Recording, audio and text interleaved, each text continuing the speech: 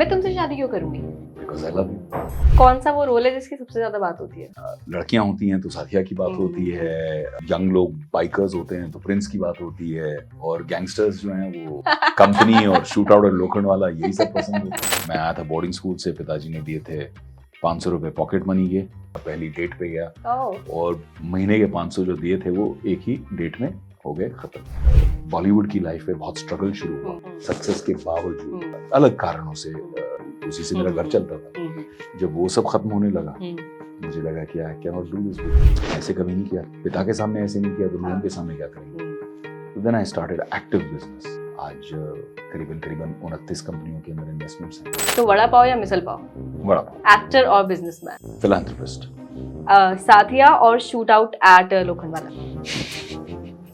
दोनों मत बोलना यार। मैं तुमसे शादी क्यों करूंगी? ये पूछो कि मैं तुमसे शादी क्यों करूंगा। क्यों? Because I love you. बीवी मार सकती है मेरी मुझे। I love you means what? Means मैं तुम्हारे लिए कुछ भी कर सकता हूँ। अच्छा, मेरे लिए ट्रेन से कूद सकते हो?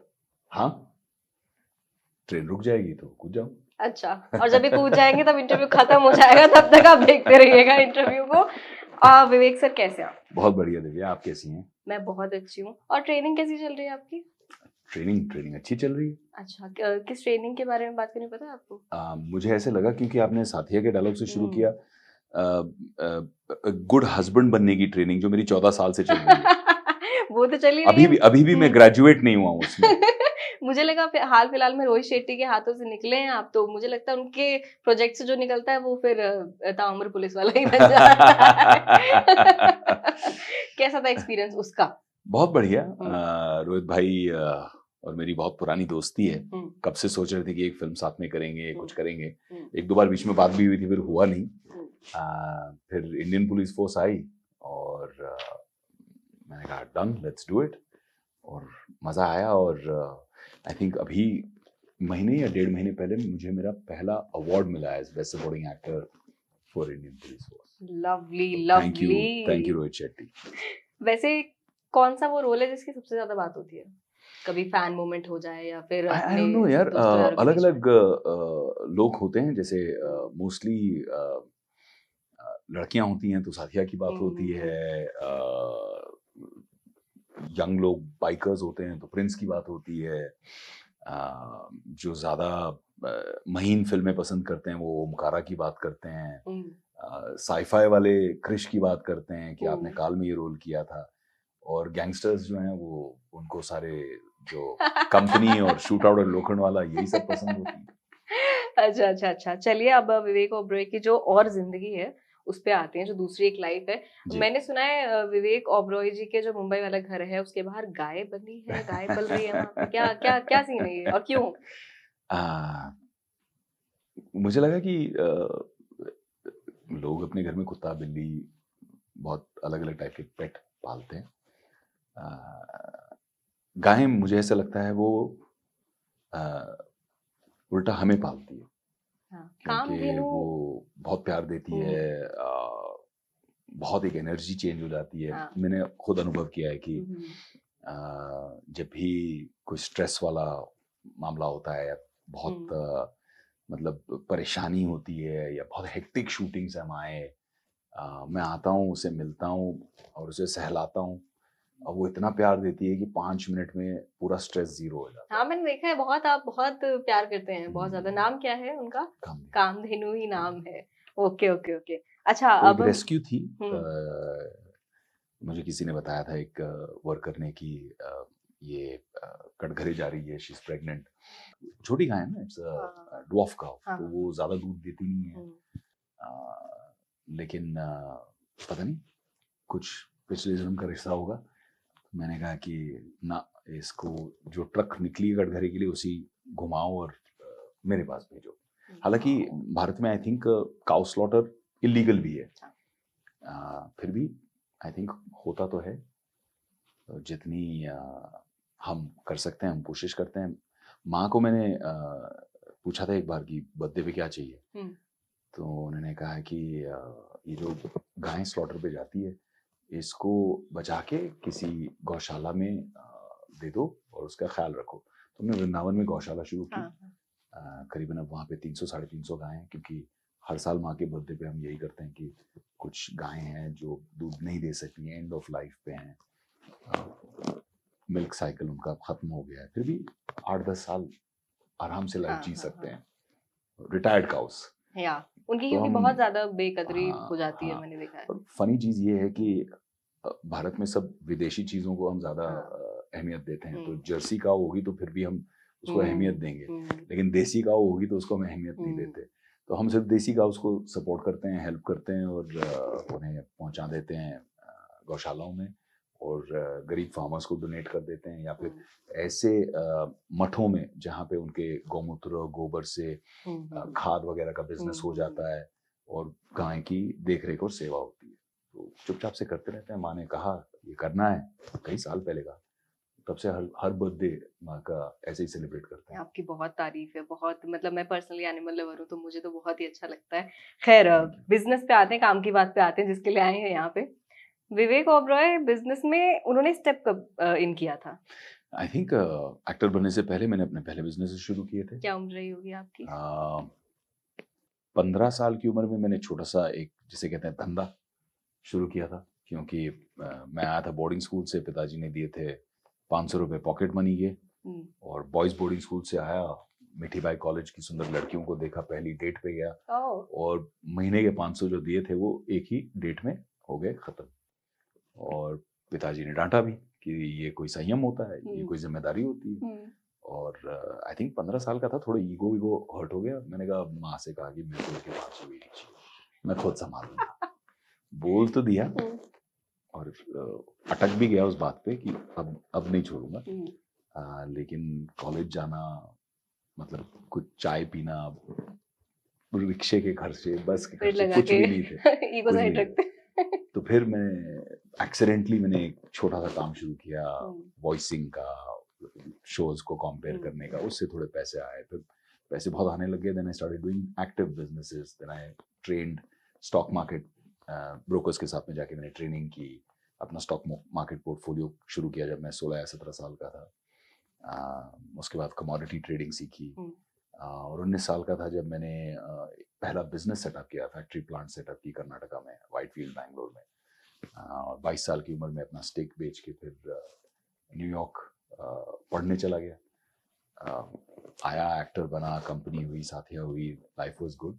बट हमेशा सोचता था कि एज एन इन्वेस्टर स्टार्ट करेंगे, बट धीरे धीरे एक्टिव बिजनेसमैन बना, और that was good for me, क्योंकि जब मेरे लिए बॉलीवुड की लाइफ में बहुत स्ट्रगल शुरू हुआ, बहुत मुश्किलें आई, सक्सेस के बावजूद, अपने आप को प्रूव करने के बावजूद, अलग कारणों से एक प्रेशर बना कि मुझे फिल्में नहीं आ रही थी, that was my source of income. उसी से मेरा घर चलता था, उसी से मेरे स्टाफ को मैं सैलरीज देता था, उसी से मैं अपने चैरिटेबल फाउंडेशन को चलाता था। मेरी जो इनकम आती थी उसमें से मैं पैसे अपने फाउंडेशन में डाल के, जो हम वृंदावन में गरीब बच्चों के लिए स्कूल्स चलाते हैं, जो हम कैंसर पेशेंट बच्चे, जो किसान के बच्चे हैं, लेबर के बच्चे हैं, उनके लिए जो हम कैंसर ट्रीटमेंट की सब्सिडी करते हैं, वो सब एक ही जगह से तो आता था, एक्टिंग से, इवेंट से, शोज से, अपीयरेंसेस से। जब वो सब खत्म होने लगा, मुझे लगा कि I can not do this, because ये जो एक समाज सेवा है, फिलैंथ्रोपी है, ये भी मेरी एक लाइफ का हिस्सा है, और मुझे अपनी खुद फाइनेंशियल सिक्योरिटी और स्ट्रेंथ भी होनी चाहिए। ऐसे कभी नहीं किया, पिता के सामने ऐसे नहीं किया, तो लोगों के सामने क्या करेंगे। तो then I started active business, और रियल एस्टेट भी शुरू किया, फिर कई कंपनियां क्रिएट की, कुछ टेक्नोलॉजी कंपनियां बहुत बड़ी हुई। आज करीबन 29 कंपनियों के अंदर इन्वेस्टमेंट्स हैं।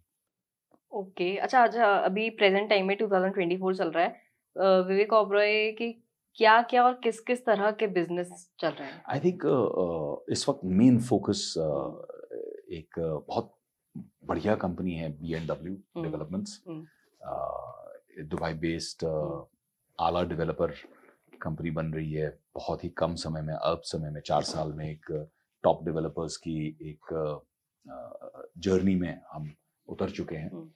और अभी हमने एक्वाआर्क, हमारा पहला सोलो प्रोजेक्ट लॉन्च किया है। मेरे छोटे भाई, मेरे पार्टनर अंकुर अग्रवाल, जो यहाँ दिल्ली के CA रहे हैं, बहुत हार्ड वर्किंग, बहुत कमिटेड, बहुत एथिकल बिजनेसमैन रहे हैं। उन्होंने भी अपनी जर्नी बहुत डिफिकल्टी से, बहुत मुश्किलों का सामना करते हुए किया। बहुत कम उम्र में उनके पिताजी भी एक्सपायर हो गए थे, तो जो भी करना पड़ा सब खुद करना पड़ा। तो वो जिम्मेदारी और एक ठहराव उनमें पहले ही था। एडमिनिस्ट्रेशन के मास्टर है, तो हम दोनों ने कंबाइन किया और हमने कहा कि ये क्रिएट करते हैं। और आज BMW के 14 प्रोजेक्ट हो रहे हैं यूएई में। मरजान आइलैंड जो दुनिया का सबसे बड़ा कसिनो बन रहा है और उस प्रांत का पहला कसिनो, उसके सामने हमारे 5 प्रोजेक्ट्स हैं। एक्वाक पहला है उधर, और बड़ा प्रोजेक्ट है, एक ही बिल्डिंग है, लग्जरी, अल्ट्रा लग्जरी बिल्डिंग। आपको विजुअल्स हम शेयर करेंगे। करीबन करीबन 2300 करोड़ रुपए की बिल्डिंग है। मैंने इनफैक्ट देखा, अभी बुक में पढ़ा भी मैंने। It is beautiful. Thank you. बहुत बहुत दिल से बनाई है और लोगों को भी वो कम्युनिकेट हो रही है। BMW का जहां नाम लग रहा है, सेल्स इतनी फास्ट हो रही हैं, टचवुड, जय माता दी। तो सेल्स इतनी फास्ट हो रही है क्योंकि लोगों को लग रहा है कि ये क्वालिटी चीजें बना रहे हैं और क्वालिटी चीजें डिलीवर करेंगे। और विजन भी बहुत अलग है, चाहे वो आर्किटेक्चरल हो, अमेनिटीज हो, कि भाई यहाँ जो लोग रहेंगे उनका एक्सपीरियंस क्या होगा, ये यहाँ जो लोग खरीद के इसको रेंट पे चढ़ाएंगे, वो जब रेंट पे चढ़ाएंगे तो उनकी रेंटल कैसे स्ट्रॉन्ग हो। तो जब हम क्लाइंट का, कस्टमर का सोच के बैकवर्ड वर्किंग करते हैं तो सक्सेस मिलती है। जब हम खुद की सोचते हैं तो उतनी सक्सेस नहीं मिलती है। आई टोटली अग्री कि पहले हमें सोचना चाहिए कि देखने वाले को क्या देखना है या फिर खरीदने वाले को क्या खरीदना है, फिर चीज बनानी चाहिए। उसके जूतों में उतर के आप जब देखते हो ना कि भाई इसे क्या है, इसे क्या चाहिए, तो फिर उसे एक कंफर्ट मिलता है कि यार आप लोगों ने जो जो मैं सोच सकता था अपने लिए उससे ज्यादा ही सोच लिया। तो लोग बहुत खुश होते हैं। तो God has been very kind. आज 450 लोग काम कर रहे हैं हमारी कंपनी में एंड अच्छा लगता है। अभी भी ऐसा लगता है कि 450 लोगों का परिवार है। वो घर नहीं होता जहाँ पे बहुत सारे बच्चे होते हैं और दादाजी अक्सर बच्चों का नाम कंफ्यूज कर देते हैं। अब आजकल हमारे BMW के परिवार कुछ ऐसा होता है, ग्रोन सो फास्ट। 4 साल में 4 से 450। अच्छा, अगर आपको कोई एक चूज करना हो रहने के लिए या पर्सनल लाइफ से, मतलब प्रोफेशनली तो दुबई आपका चल ही रहा है, तो दुबई चूज करेंगे, मुंबई चूज करेंगे? मुंबई से एक बहुत अलग किस्म का लगाव है।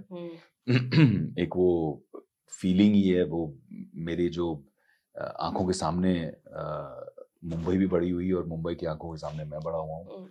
तो एक अलग रिश्ता है मुंबई से। हालांकि मेरी पैदाइश हैदराबाद की है, वो जो मुंबई की फीलिंग आती है वो किसी और शहर में मेरे लिए नहीं आती। वो इमोशनल है।